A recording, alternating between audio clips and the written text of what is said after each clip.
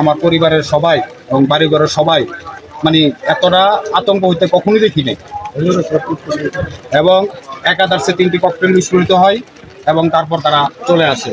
এরপরও অনেকক্ষণ পরে প্রায় 5-10 মিনিট পরে আমরা ঘর থেকে বের হই এবং বাড়িঘরের লোকজন ঘর থেকে বের হই। তো আমি প্রশাসনের কাছে জোর দাবি জানাচ্ছি এই বিচার দ্রুত করার জন্য। বিস্ফোরণের তীব্র নিন্দা এবং প্রতিবাদ জানাই। 24 ঘন্টার ভিতরে এই আসামি আইনের আওতায় আনতে হবে, নাইলে আজকে আমরা মানববন্ধন করছি, আরও কঠোর কর্মসূচি আমরা ঘোষণা করব।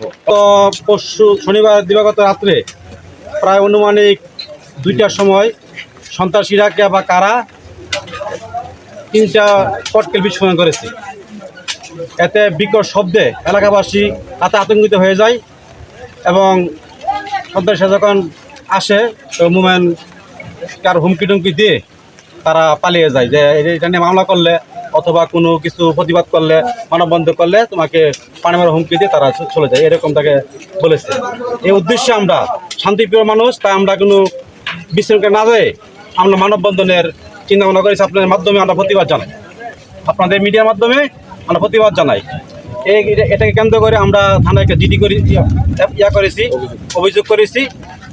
আর এর মাধ্যমে যারা এই ঘটনা ঘটেছে দুষ্কৃতিকারীদের বিরুদ্ধে আমরা সকলে মিলে যুবদলের আহ্বায়ক জেলা যুবদলের সহ কোষাধ্যক্ষ জনাব মোমেন মিয়ার প্রায়কে শনিবার দিবাগত রাত্রে বোমা বিস্ফোরণ করে তাকে হত্যার চেষ্টায় তাকে হুমকি দেয় বলে আমরা শুনতে পাচ্ছি।